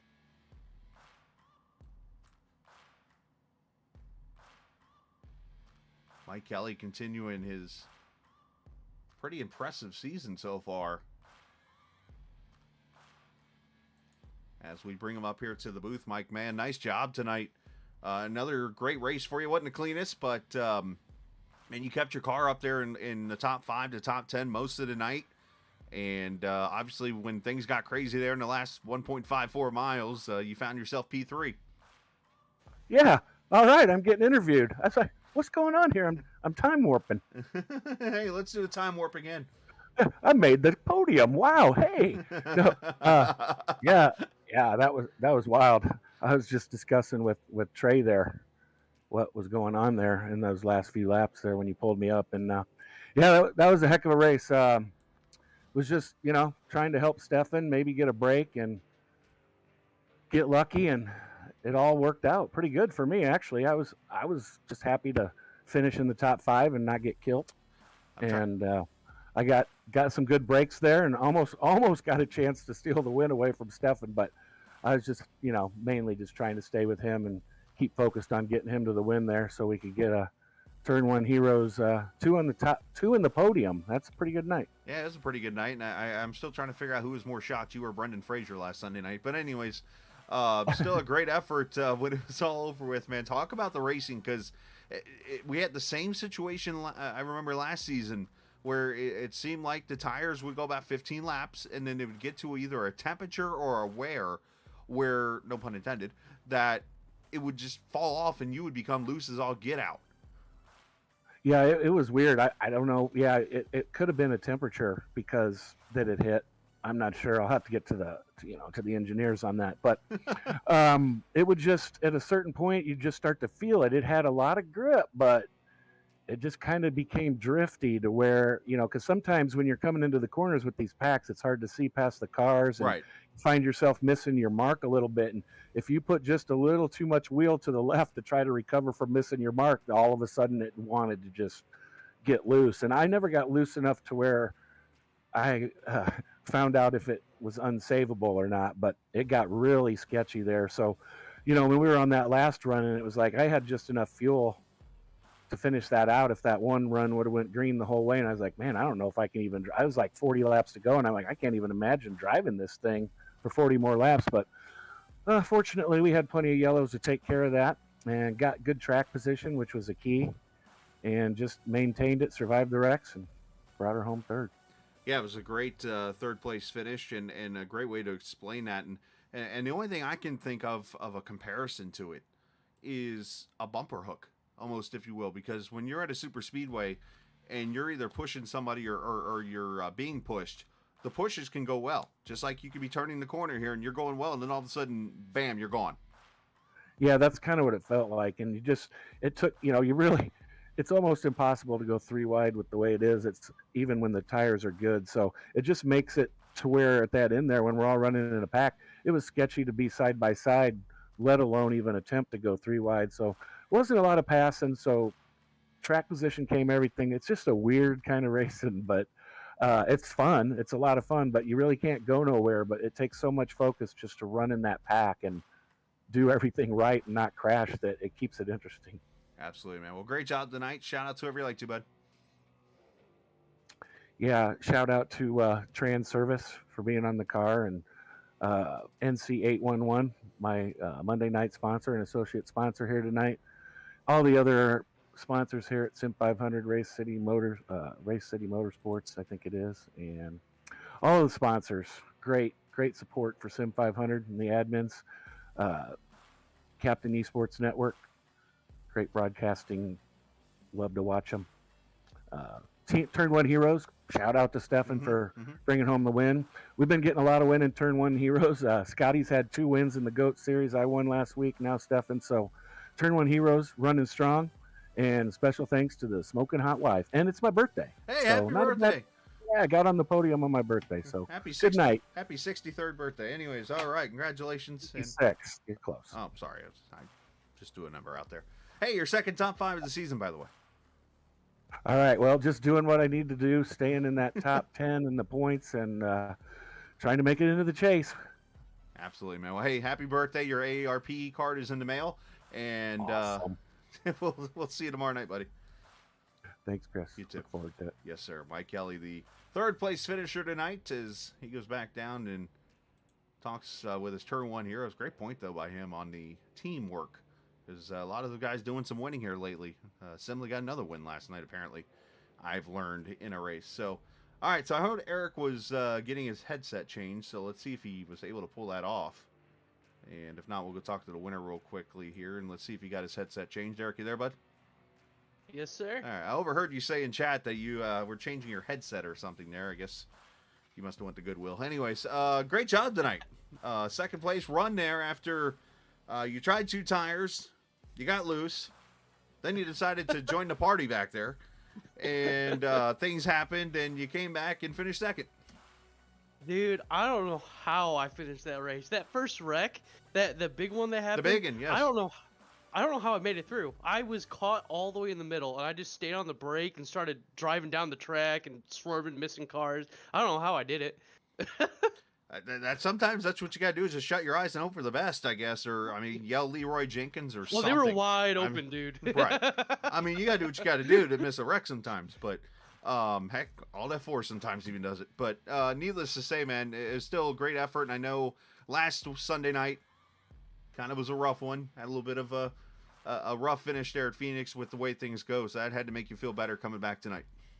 Oh yeah, I really needed it, and be running up front for majority of the race and able to do whatever I want to do, and I just had to be patient to get by some of the slower cars, and I was committed to Trey at the end there, but him and Marinac got together, and I was like, I think I can maybe get the win here, and I just missed it, but still hell of a finish and hell of a race. Yeah, you got a lot of help there. Obviously, got that push, and I mean. You had the momentum, but just ran out of time there, unfortunately, in the end. But still, great job. I see Mr. Mustian there was watching, so I'm sure he's proud of you. So great job, and shout out to whoever you like to, bud. Oh, definitely John Mustian Jr. and racing his paint still, and my fiance, Jamie, getting married this summer, so Poor got woman. a lot going on. Poor woman. Poor me. I don't know about that. Just remember, she's your fiance, not your finance.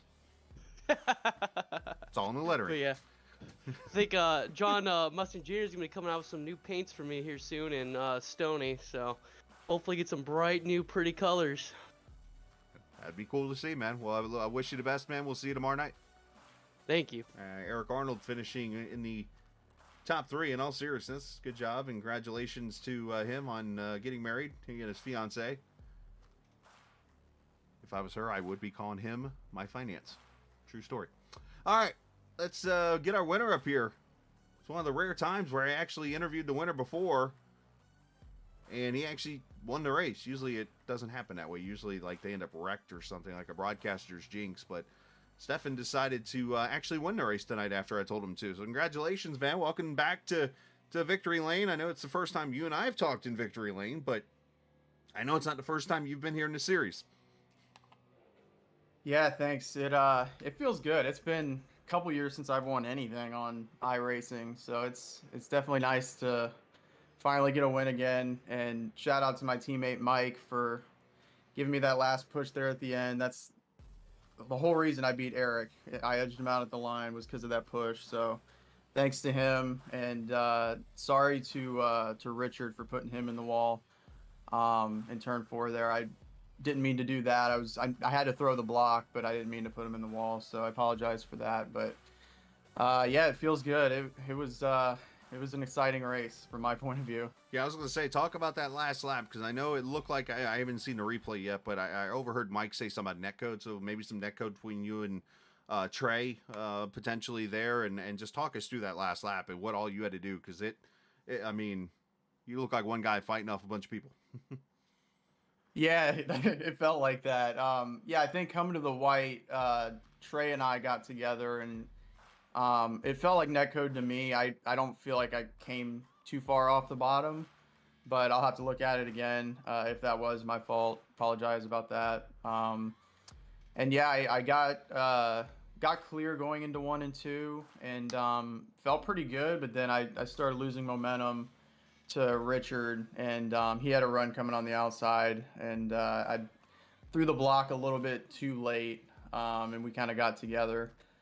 But yeah, it was crazy. I stayed committed to the bottom on that last restart, and then I kind of decided, last 2 laps or so, I'd try to block if I had to. But the bottom line seemed to be kind of the dominant line all night, and it was, I just kind of stayed down there. Eric pushed me for a while, stayed out front a little bit, and then Trey was really fast, but I was able to kind of, keep a nose ahead of him on that run too. So it was crazy. Well, man, that was fantastic to watch. Some great racing, obviously being up there in the lead, and congratulations on that. Welcome back to Victory Lane, and getting some momentum, helping yourself there in the points out too. So send some shout outs whoever you like to, bud. Yeah, thanks. Thanks, Chris, for doing the broadcasts. Really enjoy them. Thanks to all my teammates at Turn 1 Heroes, especially Mike tonight, like I mentioned before. And thanks to Joey Gattina and everyone at Sim500 for all they do. It's a lot of fun. Absolutely, man. And good to see you in Victory Lane tonight, and hopefully we'll see you tomorrow night. All right, thanks. Absolutely. Stefan Marinick, the winner tonight here at Atlanta Motor Speedway, virtually on iRacing, and taking Turn 1 Heroes. They have got some momentum going here. in the last couple of weeks to victory lane. So congratulations to them. Fantastic race tonight. And appreciate all the viewers for watching. Appreciate, of course, the NC811 for sponsoring this series and the Cup Series, which will be in action here tomorrow night. And it's actually the one time, at least during the season, I get to drive home from the booth and go relax and come back tomorrow night ready to rock and roll from 8:15 Eastern time.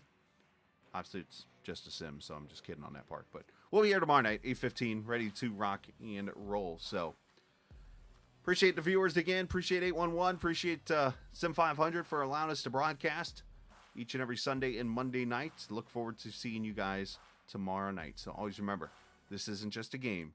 It's iRacing. See you!